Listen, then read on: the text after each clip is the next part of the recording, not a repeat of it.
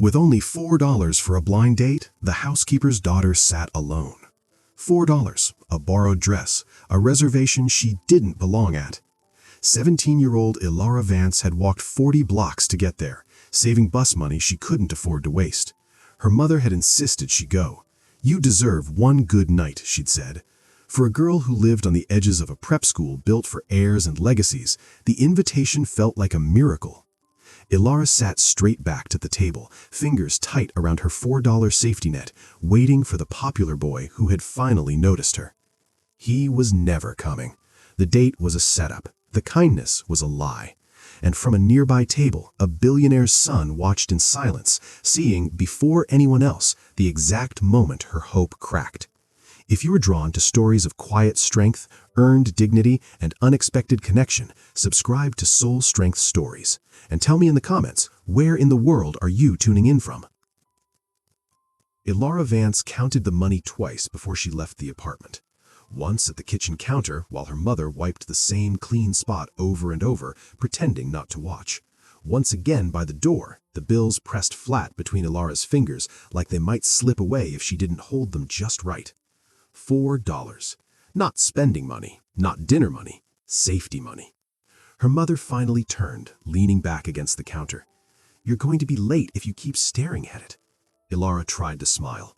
"I know." Her mother crossed the small kitchen and adjusted the collar of Ilara's dress, the motion gentle, careful. "You look beautiful," she said, like it was a fact, not encouragement. "And you deserve one nice night, just one." Ilara didn't answer. She didn't trust her voice to stay steady. The dress was navy blue, simple, second-hand. It had been altered at the seams the night before, stitched under a dim light while the building settled into sleep. It fit now. That felt important, like proof she could make something work with her own hands. Her mother stepped back, studying her. "Text me when you get there." "I will." "And if you don't like it," her mother added, softer, "you don't owe anyone anything."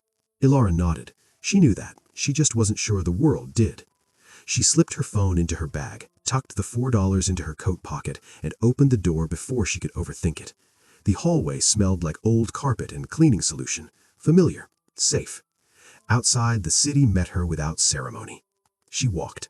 Past the bus stop where she usually waited in the mornings, past the corner store with the flickering sign, past streets where she knew which sidewalks dipped and which lights stayed broken. She walked with purpose, counting blocks without meaning to. 10, 15, 20. The ache in her legs came early, then settled into something dull and manageable. She welcomed it. It gave her something physical to focus on. She passed groups of people heading out for dinner, laughing, checking their phones, stepping into rides that pulled up exactly when they needed them. No one noticed her. That, at least, was familiar. The invitation replayed in her head whether she wanted it to or not. Sienna, leaning against the lockers that morning, smiling like she was doing Ilara a favor. "He thinks you're interesting," she'd said. "Just be there at 7. Liam.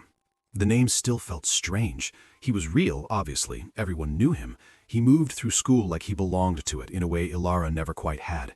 He'd never spoken to her, not really, but people changed their minds all the time. That's what she told herself.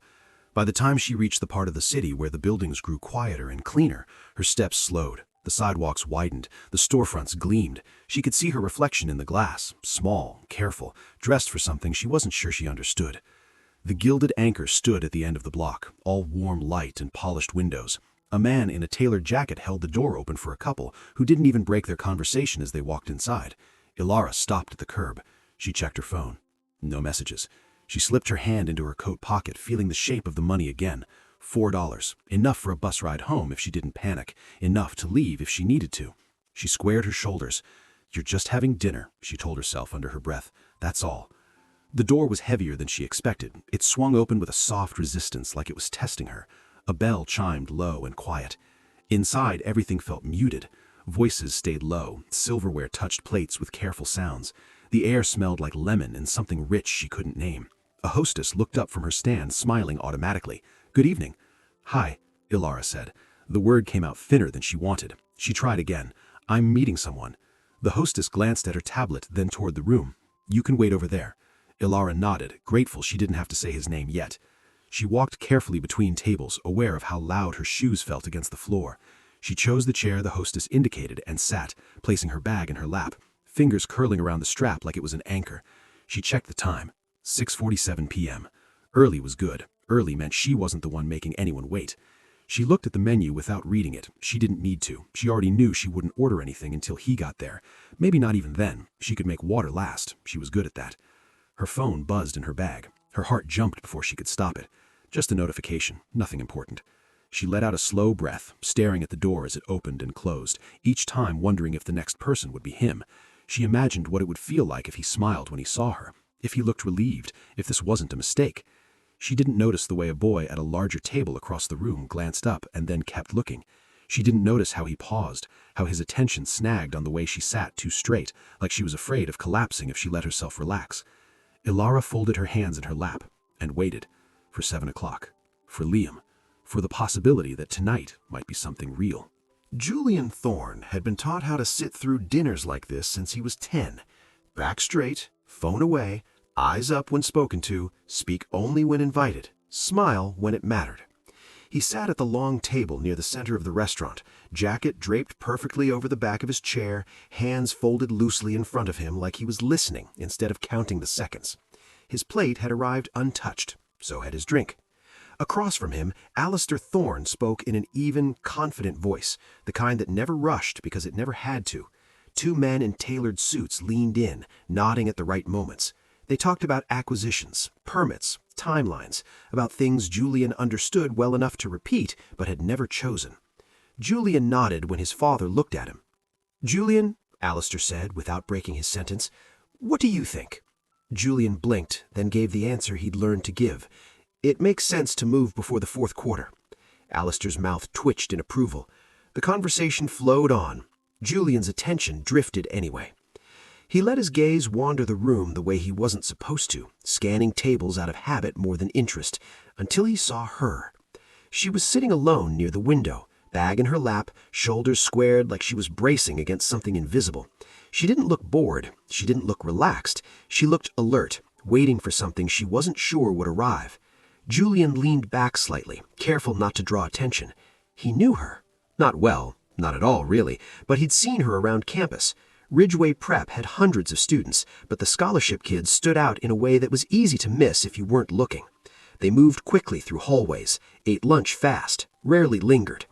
She was in his American history class, always the back row near the window. She took notes like every word mattered.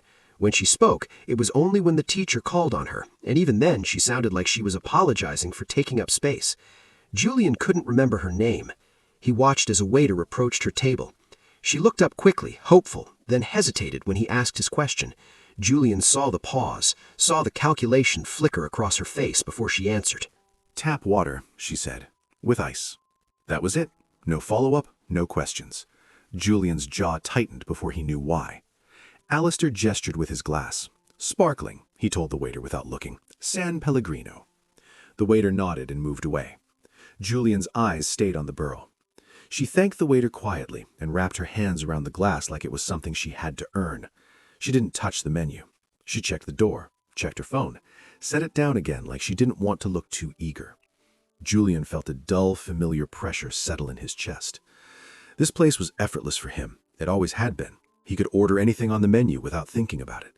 He could leave without looking at the bill. He could forget about money entirely and nothing bad would happen. She sat there like every minute cost something. "Nathan," one of the men at the table said, then corrected himself. "Julian, sorry." Julian looked up. "You're quiet tonight," the man added with a polite smile. Julian nodded, just listening. Alistair gave him a brief look, not disapproving, just watchful. The conversation shifted again. Julian answered when required, silent when not. But his attention kept pulling back to her table, to the way she straightened whenever the door opened, to the way her shoulders sank just a fraction each time it wasn't who she was waiting for. She checked the time.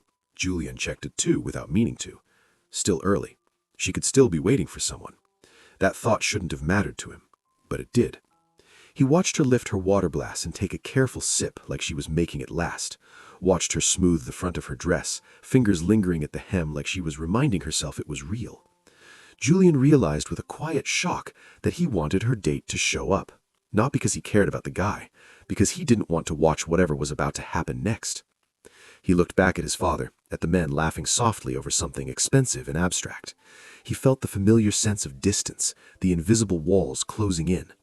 Then he looked back at the girl by the window, still waiting, still alone. And for the first time that night, Julian Thorne wasn't bored anymore. Time stretched in a way Alara wasn't used to. At first, she welcomed the quiet. She told herself she was early, that this was normal, that people ran late all the time.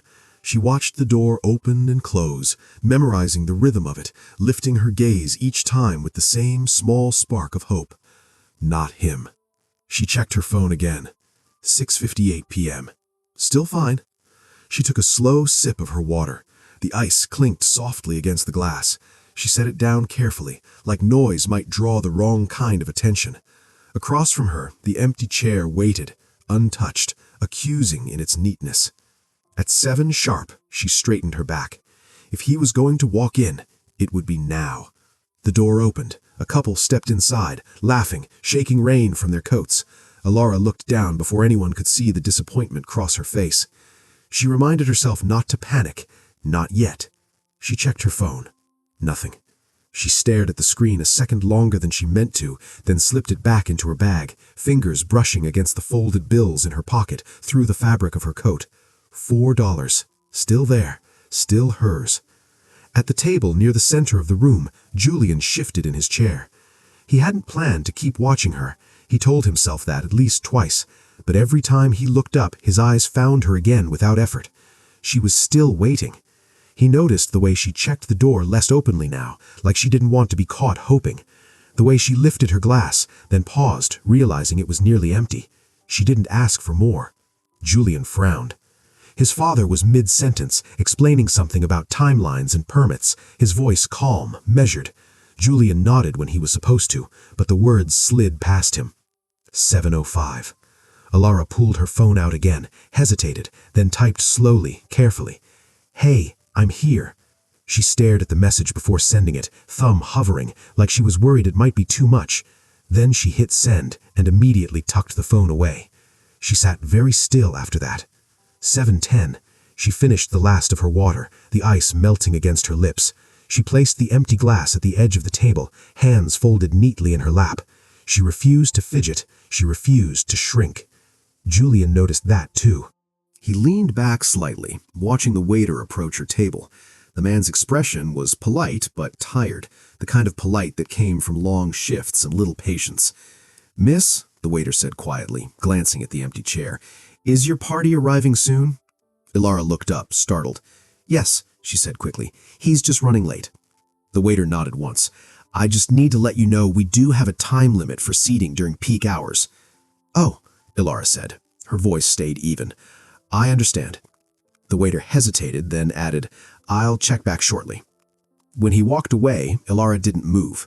She lifted her chin a fraction, shoulders squared, posture careful and deliberate. Anyone looking might have thought she was simply waiting, unbothered. Julian saw the tension in her jaw. Something tight and uncomfortable twisted in his chest. He glanced at his father, who was laughing softly at something one of the men had said. Alistair looked relaxed, completely at ease. Julian felt suddenly out of place in his own skin. 7:15. Alara checked her phone again. Still nothing. She didn't sigh. She didn't slump. She sat there like she belonged, even as the room seemed to lean in around her. Julian felt his foot start to tap under the table before he could stop it. He told himself it wasn't his business, that people stood each other up all the time, that this had nothing to do with him. But he kept watching the door too. He kept waiting for someone to appear and end this slow, quiet unraveling. And when no one did, the unease settled deeper, heavy and unavoidable. Julian Thorne shifted in his seat, suddenly aware of how wrong the night felt. Something wasn't right, and he had the sinking sense that whatever was coming next, he wasn't going to be able to ignore. Ilara's phone buzzed against her thigh. The vibration was sharp, sudden, loud in the quiet space around her. Her heart jumped before she could stop it. For half a second, relief flooded her chest so fast it almost hurt. Finally! She slipped the phone out of her bag, careful, composed, as if this were an ordinary moment and not something she'd been waiting for all evening. The name on the screen wasn't Liam. It was Sienna. Ilara's fingers hesitated, then tapped the message open. The photo loaded slowly, too slowly. Faces came into focus one by one. Liam in the center, leaning back in a booth, laughing. Sienna beside him, her head tipped toward his shoulder. 2 other kids crowded into the frame, all grinning at the camera. Pizza boxes on the table, plastic cups, casual, loud, happy. There was a red circle drawn around an empty chair in the corner of the photo.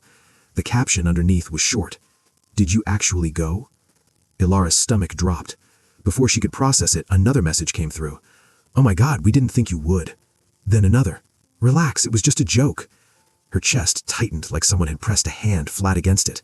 The room seemed to pull away from her, sounds blurring into a low, distant hum, the clink of silverware, the murmur of voices, the soft music in the background. It all faded. She stared at the screen, at Liam's smile, at the way he didn't look embarrassed, didn't look conflicted, just amused. Heat rushed to her face, sharp and sudden, then drained away, leaving her cold all over. "Don't cry." The thought came fast and hard, like an order. Not here, not like this. Ilara swallowed. Her throat burned. She blinked once, twice. The sting in her eyes stayed, but no tears fell. She slowly locked the phone and placed it back into her bag, movements deliberate, controlled. Her hands were shaking, but she forced them to still. Across the room, Julian felt it before he understood it. He hadn't seen the message. He didn't know what the photo showed, but he saw the change in her like a switch being flipped. The hope that had been quietly holding her up vanished. Her shoulders went rigid.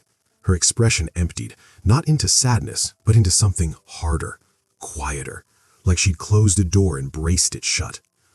Julian's jaw tightened. He watched her sit up straighter, spine stiff, chin lifting just enough to signal defiance. It wasn't dramatic. It was worse than that. It was practiced. His father was still talking. The men at the table laughed at something irrelevant. Julian didn't hear any of it.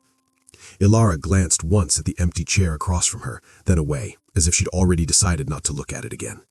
She reached for her water glass out of habit, then stopped when her fingers brushed empty glass.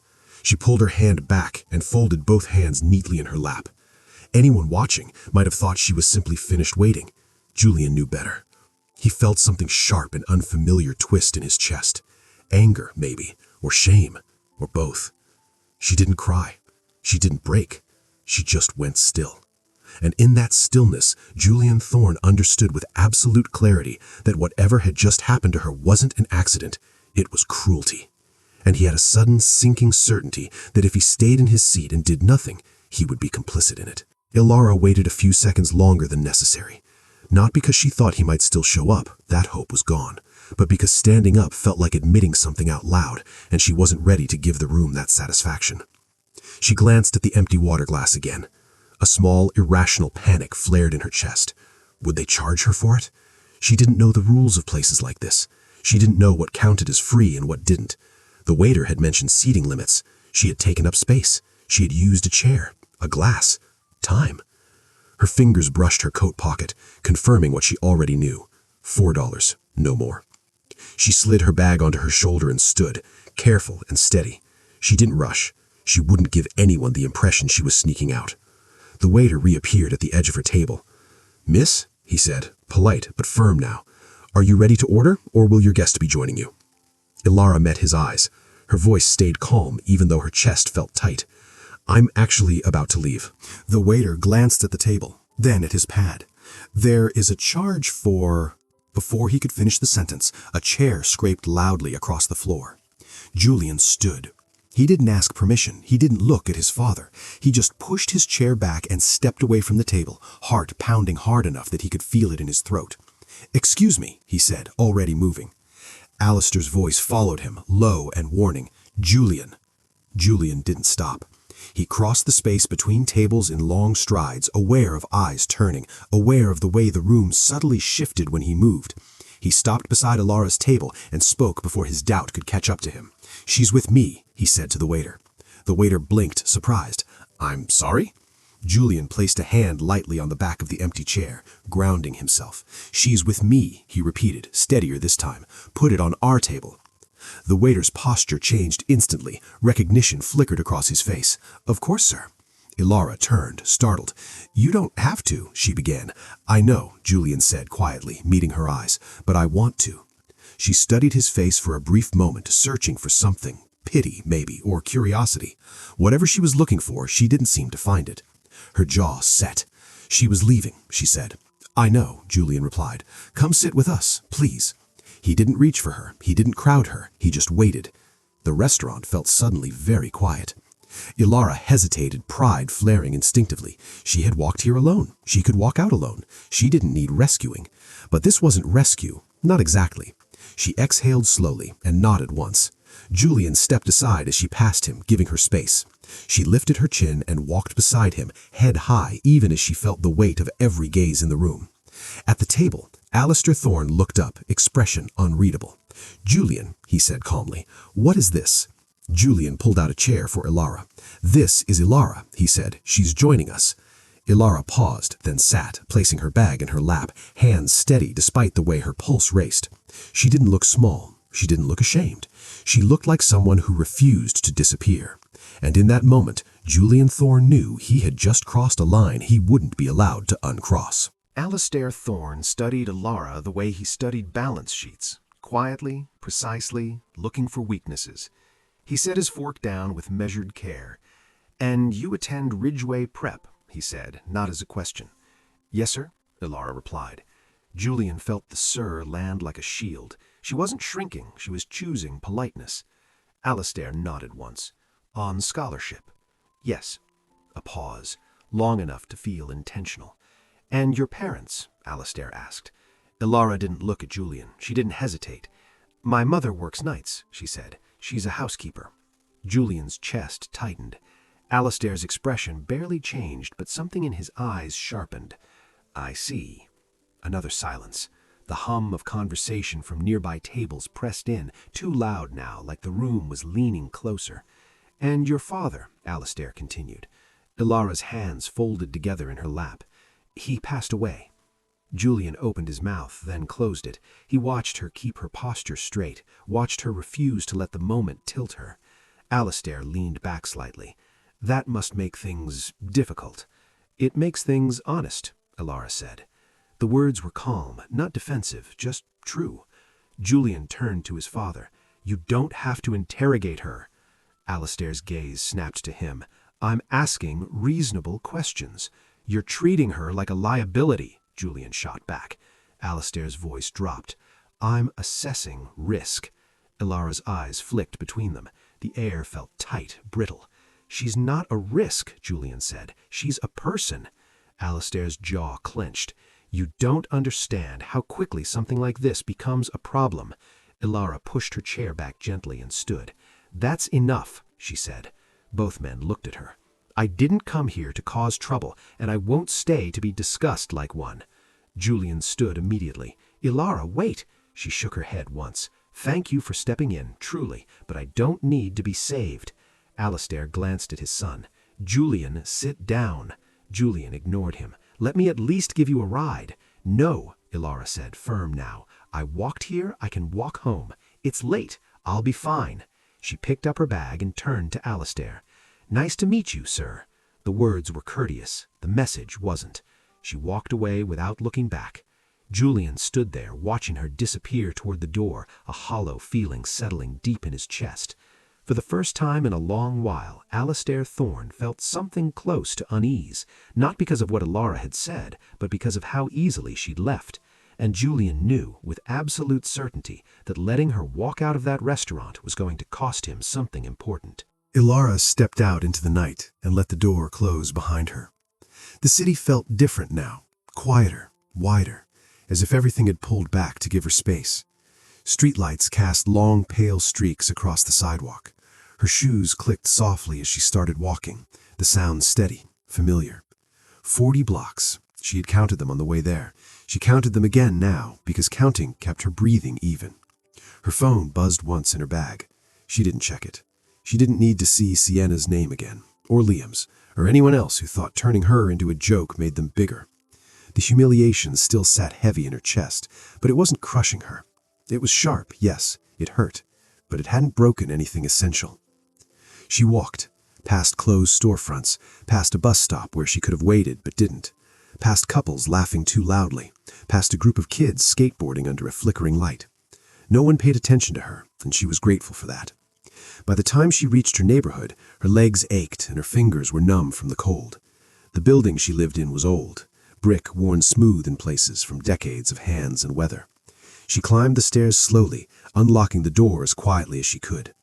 The apartment was dim, the kitchen lights still on. Her grandfather was awake. Arthur Vance sat at the small table with a mug of tea in both hands, his silver hair combed neatly back, his posture still unmistakably military despite the years. He looked up the moment she stepped inside. "There you are, Claire Bear," he said gently. Ilara swallowed. "I'm home." He studied her face for a second long, then nodded toward the chair across from him. "Sit." She did. The silence between them was different from the one at the restaurant. It wasn't heavy. It was patient. "It didn't go how you hoped." Ilara let out a slow breath. "No. You want to tell me?" She hesitated, then nodded. The words came out quietly at first, then faster. The walk, the waiting, the messages, the photo frozen on the screen. She didn't cry as she spoke. She just laid it out, exactly as it had happened. Arthur listened without interrupting. When she finished, he reached across the table and turned her hand over, examining her palm as if checking for injury. "They embarrassed you?" "Yes." "They tried to make you feel small?" "Yes." He looked up at her then, his eyes sharp despite the kindness in them. "Did it work?" Ilara thought about the restaurant, about standing up, about walking out with her head high. "No," she said. "It hurt, but it didn't work." Arthur smiled. Not wide, not proud, just sure. "Good." He squeezed her hand once. "Listen to me, Ilara. You don't measure your worth by who shows up for dinner or who laughs from a booth. You come from people who stand their ground." She nodded. "You walked there. You walked away. That matters," he continued. "Dignity isn't loud. It's quiet. It's leaving when you don't belong somewhere that refuses to see you." Her throat tightened then, but the feeling was warm, steadying. Arthur leaned back. "You're strong. You don't need anyone's name or money to prove that." Ilara sat a little straighter. "I know," she said, and for the first time that night, she believed it. Monday morning arrived without mercy. Ilara felt it the moment she stepped onto campus, the slight pauses in conversation, the way heads tilted together, the quick glances that slid away when she looked back. Whispers moved through the hallways like static, low and constant. She adjusted the strap of her backpack and kept walking. At her locker, Sienna passed by with two friends, laughter spilling out too easily. Liam leaned against the opposite wall, arms crossed, wearing the same careless smile he always did. He saw Sienna lean toward Liam, whisper something. They laughed. Julian felt something settle into place. He walked straight toward them. The noise around them dipped slightly as people noticed. Julian didn't slow down. He stopped in front of Liam, close enough that the smile on Liam's face faltered. "You think it was funny," Julian said, voice clear. Liam scoffed. "Think what was funny?" "You setting her up," Julian replied. "Inviting Ilara to a restaurant you knew she couldn't afford, then laughing about it like it was some kind of game." Sienna's eyes widened. "Julian, relax, it was just—" "Cruel," Julian cut in. "It was cruel." The word hung there. People were watching now. Phones stayed in pockets, but attention sharpened. Liam straightened. She didn't have to go. Julian shook his head. "You made her think someone saw her, then you punished her for believing it." Sienna's face flushed. "Why do you care?" Julian glanced past them, toward the window, toward Ilara, sitting tall, unflinching. "Because it says something about who you are, and I don't want to be associated with it." Silence spread outward. Someone at a nearby table shifted uncomfortably. Another student looked down at their tray. Julian turned and walked away. By the time the bell rang, the whispers had changed. They weren't all gone, but they weren't sharp anymore. Some were uncertain, some were curious, some were quietly impressed. Ilara gathered her things and stood. As she passed Julian in the hallway, their eyes met for a brief second. He didn't smile, he just nodded. She nodded back. Nothing dramatic, nothing loud, but the lines at Ridgeway had moved, just enough to matter. Lunch on Wednesday was louder than usual. Ilara sensed it before she saw it, the charged energy, the way eyes kept drifting toward her table. She was halfway through opening her milk when a girl from Sienna's group approached, tray held a little too loosely, steps a little too fast. "Oh, sorry." The tray tipped. Ilara had just enough time to register what was happening before a body moved in front of her. Milk, pasta, and sauce splattered across a blazer instead of her sweater. Julian stood there, frozen for half a second, as the food slid down his sleeve and hit the floor. The cafeteria went dead silent. "I've got it," Julian said calmly, setting his own untouched tray down on the table. He looked at Ilara. "You okay?" She stared at him, stunned. "Yes." The girl with the empty tray flushed deep red. "I didn't mean—" Julian didn't look at her. "Then maybe watch where you're going." He pulled out the chair across from Ilara and sat down like nothing had happened. Sauce dripped onto the floor beneath him. Someone snorted in shock. Someone else whispered his name. Ilara grabbed a napkin and instinctively reached for his sleeve. Her hand paused, unsure. "It's fine," Julian said quietly. "It's just clothes." Across the room, Sienna's smile vanished. Liam stared openly now, confusion written all over his face. Julian leaned back in the chair, unbothered, and took a bite of Ilara's fries without asking. "These are good," he said. "You always sit here?" Ilara let out a breath she hadn't realized she was holding. "Most days." "Well," he said, glancing around at the watching room, "seems like a good place." The spell broke slowly. Conversations resumed, but not the same way. Some students laughed nervously. Others watched Julian with new interest. A few scholarship kids edged closer to Ilara's table, uncertain but encouraged. And across the cafeteria, lines were quietly redrawn. No announcement, no apology. Just a boy in a ruined blazer choosing a seat, and everyone else choosing what they stood for. Mr. Bennett stopped Ilara as the rest of the class filtered out. "Vance?" he said, tapping her desk lightly with a knuckle. "A word." She waited until the room emptied, her pulse already quickening. Adults never pulled you aside for good reasons at Ridgeway. Mr. Bennett leaned against the front table, arms crossed, studying her the way he studied historical events, quietly, with context. "You holding up?" he asked. Ilara nodded. "Yes, sir." He didn't argue. High school has a way of reenacting class systems without ever admitting it's doing so. She blinked, surprised. "I've been teaching long enough to recognize a shift when I see one," he continued. "What happened in the cafeteria wasn't an accident, and what happened after mattered." Ilara chose her words carefully. "I didn't ask him to do that." "I know," Mr. Bennett said. "That's why it mattered." He handed her a graded paper. A red A sat in the corner. "Keep doing exactly what you're doing," he said.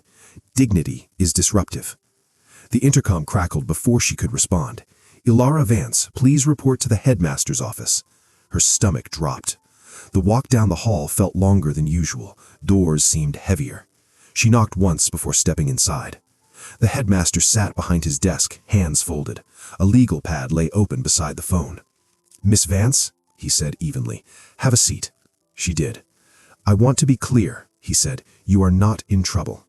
Relief flickered, then vanished at his next words. "Mr. Thorne called this morning. Alistair Thorne." Ilara's fingers curled in her lap. "He expressed concern," the headmaster continued. "Not about you, about visibility, perception, risk." Ilara looked up. "Risk?" "To his family's name," the headmaster said plainly. "He wants the situation handled quietly. No more incidents, no attention." A pause. "He did not ask how you were," the headmaster added.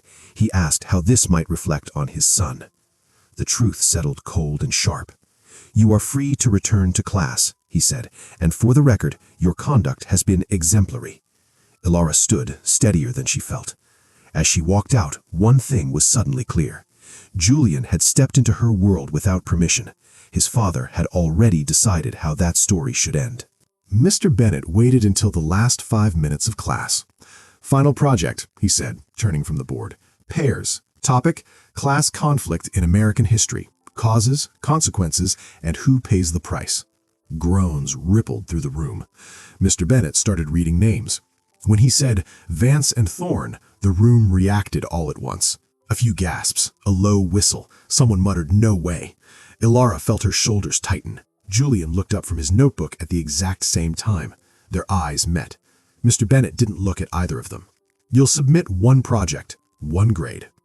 After class, Ilara was halfway out the door when Julian caught up. "Hey," he said, "we don't have to make this weird." She stopped walking. "It already is." "Fair." They stood in the hallway, students flowing around them. "I didn't ask for this," Julian said. "Neither did I," Ilara replied. A beat. "Well," he said, "we could at least agree to keep it about the work." Ilara nodded. Agreed. They exchanged numbers, quick, awkward, strictly practical. That night they met at the public library, neutral ground. No uniforms, no audience.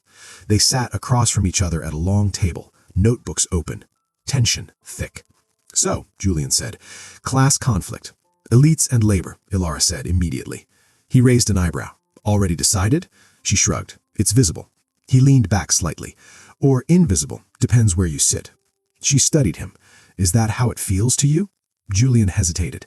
"It's how it feels to be watched all the time." The honesty surprised them both. They worked in silence for a while after that, careful, guarded, circling the edges of something neither was ready to name. The project had begun, so it's something else. The public library was nearly empty by the time they settled in. Late afternoon light slanted across the long tables, the kind of quiet that made voices instinctively lower. Ilara spread her notes out carefully, aligning the edges. Julian watched her do it, then pulled his chair a little closer. Not close enough to crowd her, just enough to feel intentional. They worked at first without talking. Pages turned, pens moved. The clock above the reference desk ticked loudly in the gaps between thoughts. Julian broke the silence. "You always know exactly what you want to say." Ilara didn't look up. "I know what I have to say." "That's not the same thing." She paused, then met his eyes.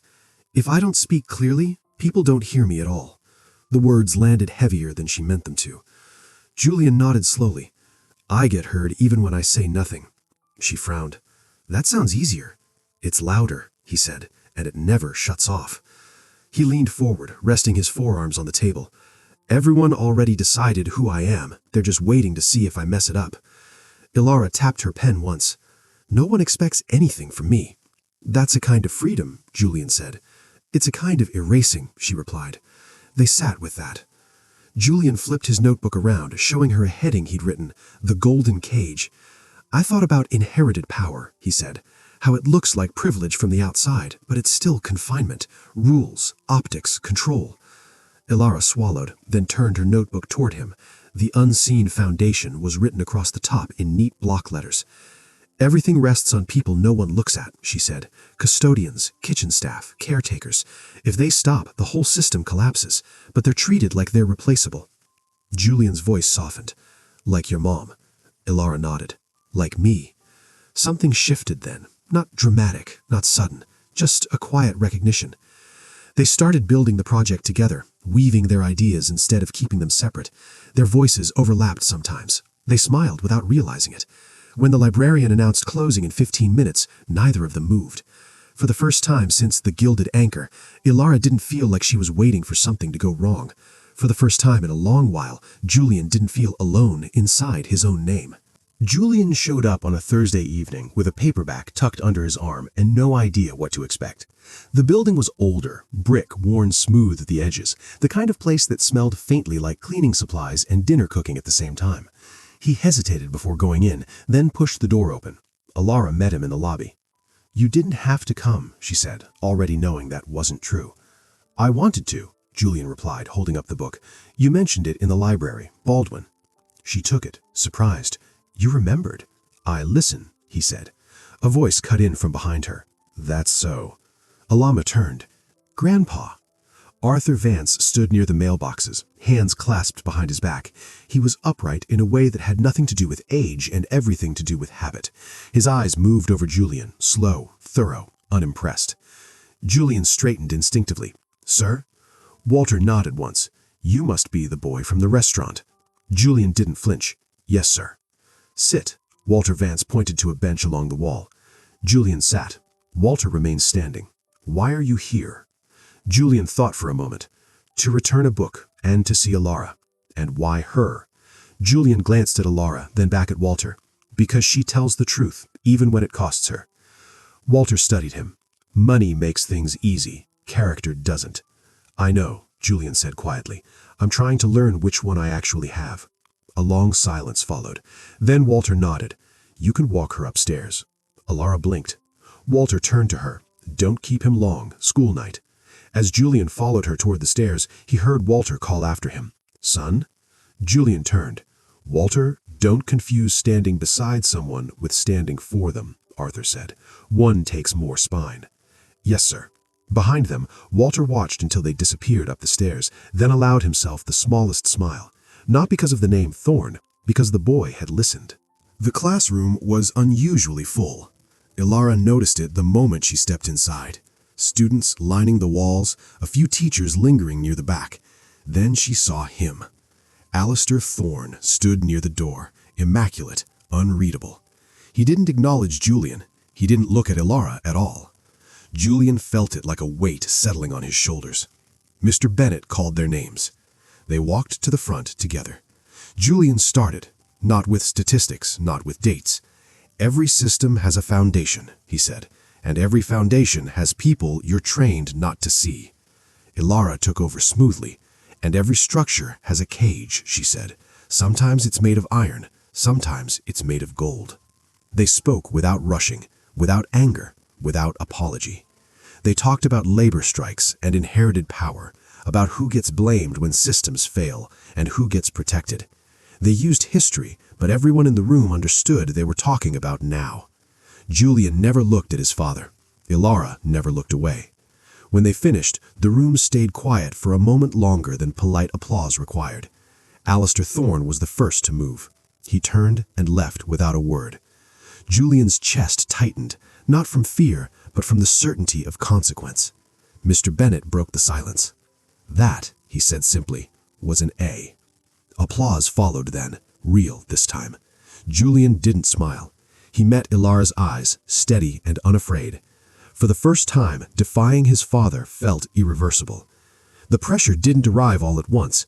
It came in silences, in expectations stated as facts. At home, Alistair Thorne said very little about the presentation. That was worse. At dinner, he talked about legacy, about responsibility, about focus. He mentioned colleges Julian hadn't applied to yet, internships already lined up, dinners he was expected to attend. "You're at an age," Alistair said evenly, "where choices begin to narrow." Julian understood the language. Behave or be managed. Later, his phone buzzed with messages from people he hadn't heard from in months. Old friends, donors' kids, invitations that felt less like kindness and more like reminders of where he belonged. When Julian told Ilara, he didn't dramatize it. She didn't interrupt. When he finished, she said quietly, "I won't be your statement."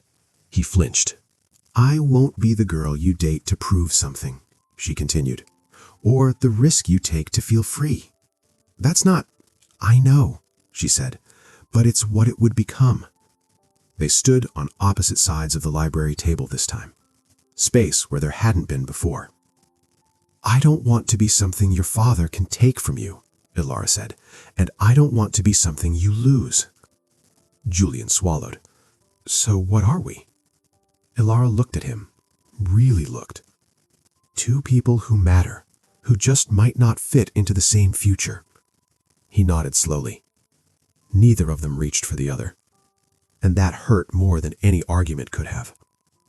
Weeks passed. No fights, no dramatic endings, just distance that settled in quietly, like dust. Then one evening, Julian texted, "Can I see you? One last thing."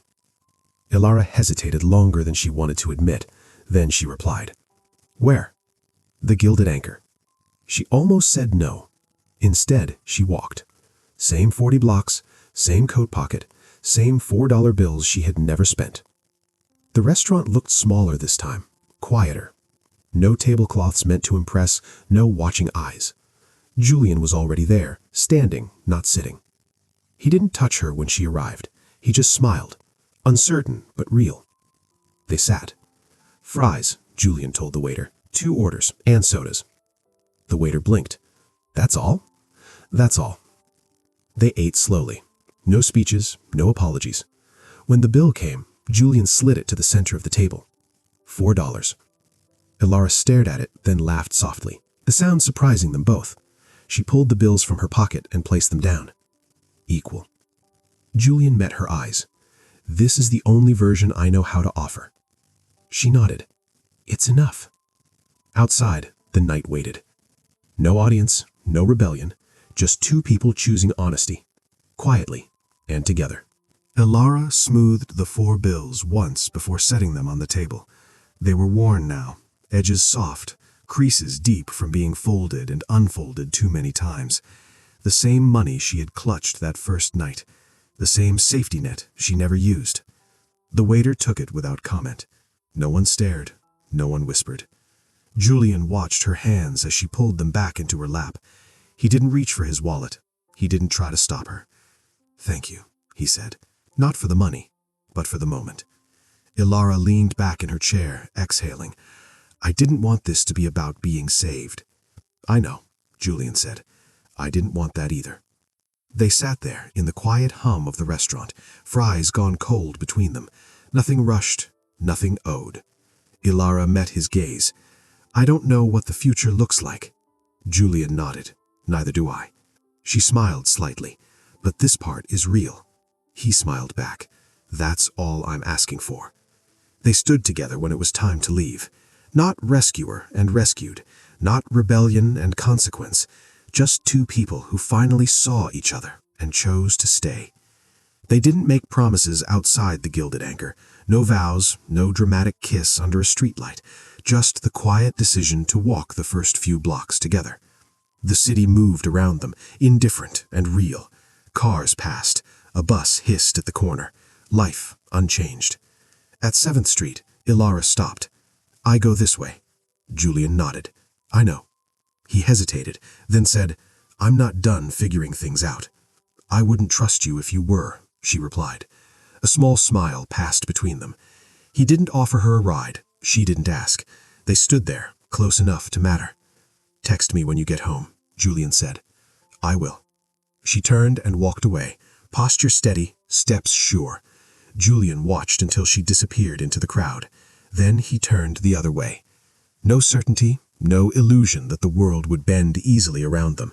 Just two paths that had crossed honestly and might cross again. And for the first time, that felt like enough. Some stories don't end with grand promises, just quiet choices that change everything. If this one stayed with you, subscribe to Soul Strength Stories for more moments of resilience, dignity, and unexpected connection.